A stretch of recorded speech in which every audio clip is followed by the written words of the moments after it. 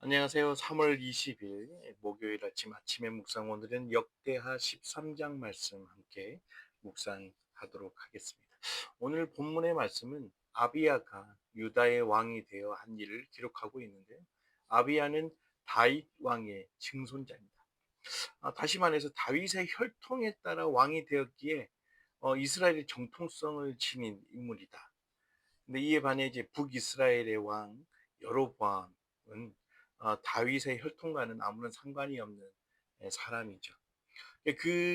여로보암이 지금 북이스라엘을 18년째 다스리고 있을 때에 이 아비야가 왕위에 오르게 됩니다.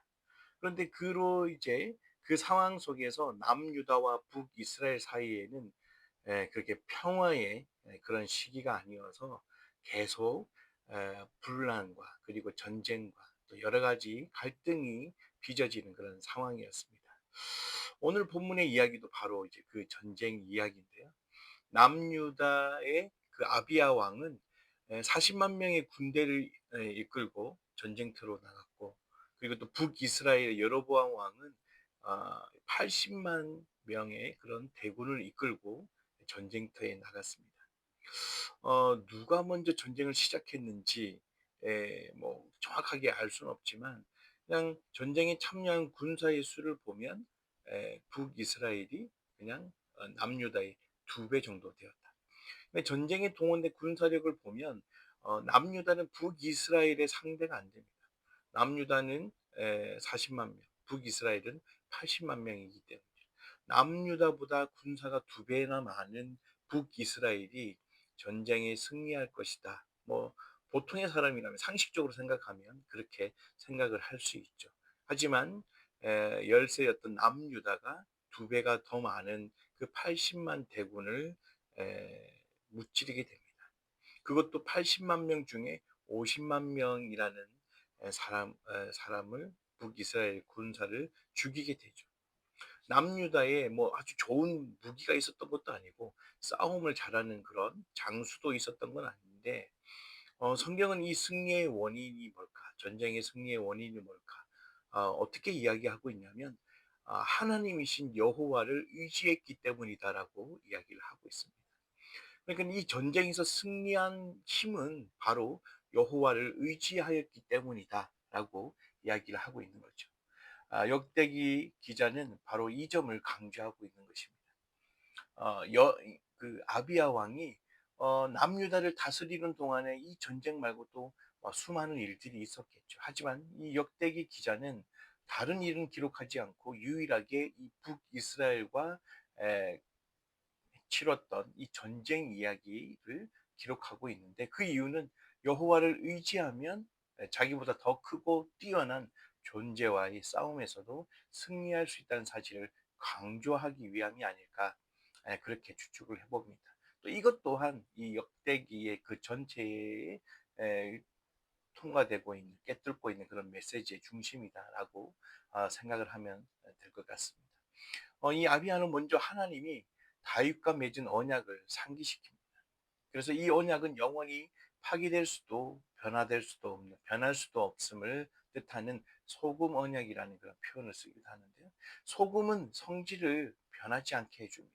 그래서 소금 언약은 불변성 그리고 영원성을 강조한다라고 이야기를 할 수 있고요. 하나님이 다윗과 그의 자손에게 이스라엘 나라를 주신 것은 소금 언약이라고 이야기를 하고 있습니다. 그만큼 하나님께서 이스라엘에게 약속하신 다윗에게 주시겠다라고 한 그 약속이 영원토록 변하지 않을 것이다라는 그런 믿음인 거죠.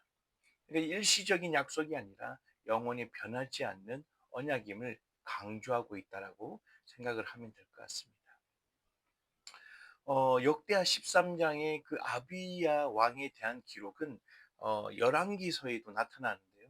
이 아비야 왕에 대한 기록과 그리고 역대하에 나오는 이 아비야의 기록은 조금 관점이 다릅니다.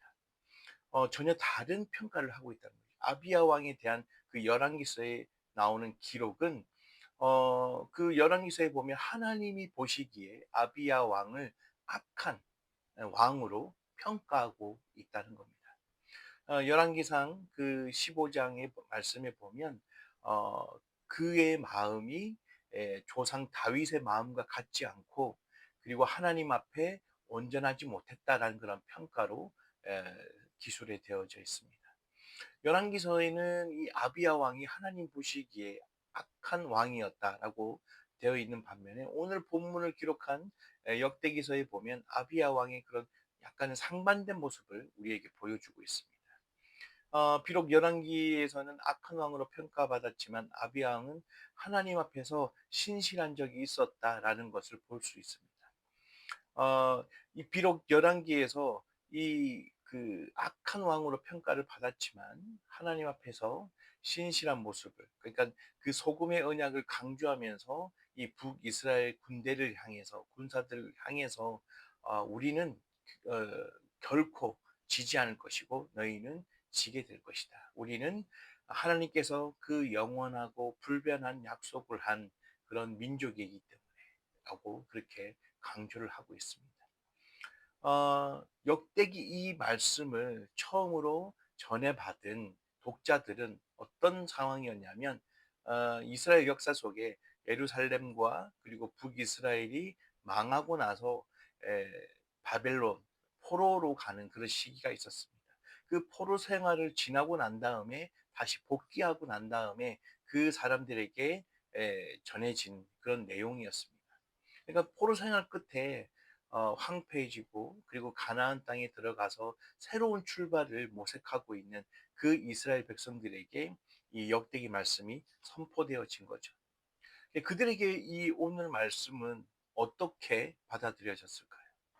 그러니까 그 말씀 속에 정말 암울한 그 시기를 거쳤고, 그리고 또 이 척박하고 그리고 또 힘든 곳에서 또 다시 재건해야 되는 그런 상황 속에서 백성들을 위로하고 격려하는 차원에서 이런 내용의 또 이런 말씀을 한 것이 아닌가 생각을 해보게 됩니다. 오늘 이 말씀을 가지고 함께 묵상할 포인트는 우리도 또한 마찬가지라는 거죠. 그러니까 우리 자신이 잘나서가 아니라 주님께서, 하나님께서 함께 해주셨기 때문에 우리는 우리가 생각했던 것보다 또 우리가 생각하지 못했던 것들을 이룰 수 있는 것이 바로 하나님과 동행하고 그리고 여호와 함께 하기 때문이다라는 사실을 잊지 않았으면 좋겠습니다.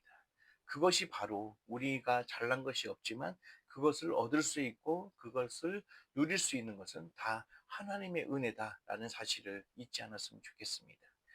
예기치 못한 사람들을 보내기도 하고 또 내가 생각지도 못한 그런 상황들로 하나님께서는 바꿔주시기도 하시고, 그리고 또 그 상황들을 하나님께서 인도해 주시기도 하시는 그런 것이죠.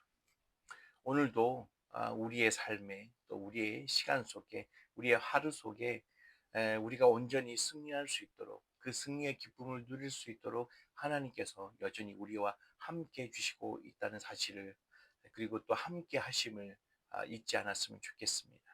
세상이 아무리 우리보다 더 강하고 더 강력한 그런 힘이 있고 그리고 또 우리보다 더 많은 지식과 또 그런 명예와 또 평판들이 있다고 할지라도 결국에 승리를 이끄시는 분은 오직 그 여호와시라는 사실을 잊지 않았으면 좋겠고, 어 우리의 그 삶 속에 그 은혜의 땅으로 또 은혜의 삶 속으로 또 은혜의 그 축복의 장으로 이끌어 가실 그 하나님과 함께 한다면 내 자신이 지금은 어렵고 부족하고 또 연약하고 보잘것없다고 할지라도 그 충분히 그 자리에 인도할 수 있도록 하나님께서 은혜를 베풀어 주실 것이고 그리고 인도해 주실 것이다라는 사실을 잊지 않았으면 좋겠고, 그런 하루를 살아갈 수 있는 저와 여러분들이 되셨으면 좋겠습니다.